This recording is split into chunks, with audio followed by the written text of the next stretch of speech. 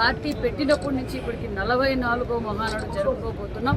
రాష్ట్ర వ్యాప్తంగా నిజంగా తెలుగుదేశం కుటుంబ సభ్యులు అందరూ ఉత్సాహంగా ఈ కార్యక్రమంలో పాల్గొనాలని కూడా చాలా ఉత్సాహంగా ఉన్నారు. కడప, ఎందుకంటే దేవుని మొదటి కడప నుంచి ఈరోజు రేపు నాడు మహానాడు 3 రోజులు చేయటం నిజంగా రాయలసీమలో ఉన్న కార్యకర్తలకు, ప్రజలకు, ప్రజాప్రతినిధులకు చాలా ఆనందంగా ఉంది. మనం చూసాం గత 5 సంవత్సరాల్లో ప్రతిపక్షంలో ఉన్నప్పుడు కూడా తెలుగుదేశం పార్టీ కార్యకర్తలు, నాయకులు ఏ విధంగా ఈ రాష్ట్రం కోసం పోరాటం చేసామో చూసాం.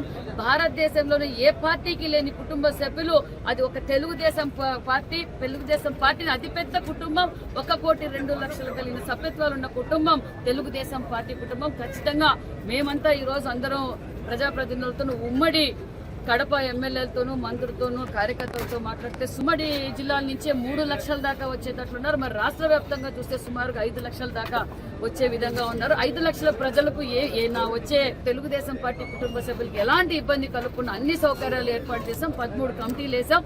వారికి కావాల్సిన భోజన వసతులు కావచ్చు, పార్కింగ్ కావచ్చు, అకామిడేషన్ కావచ్చు, అన్ని వసతులు కూడా ఇక్కడ ఏర్పాటు చేస్తాం. మరి ఇక్కడ ఏదైతే మహానాడును ప్రకటించడం ఆ రోజు నుంచి ఒక పక్క చైతన్య రెడ్డి గారు కావచ్చు, జిల్లా అధ్యక్షుడు వాసు గారు కావచ్చు, స్థానిక ఎమ్మెల్యేలు, ఇన్ఛార్జీలు అందరూ బాగా ప్రోత్సహిస్తున్నారు. ఖచ్చితంగా ఎప్పుడూ జరగని విధంగా, అంటే 43 మహానాడుల కన్నా 44వ మహానాడు రాయలసీమ కడపలో దిగ్విజయంగా చేస్తున్నామన్న విషయాన్ని కూడా మీకు తెలియజేస్తాం.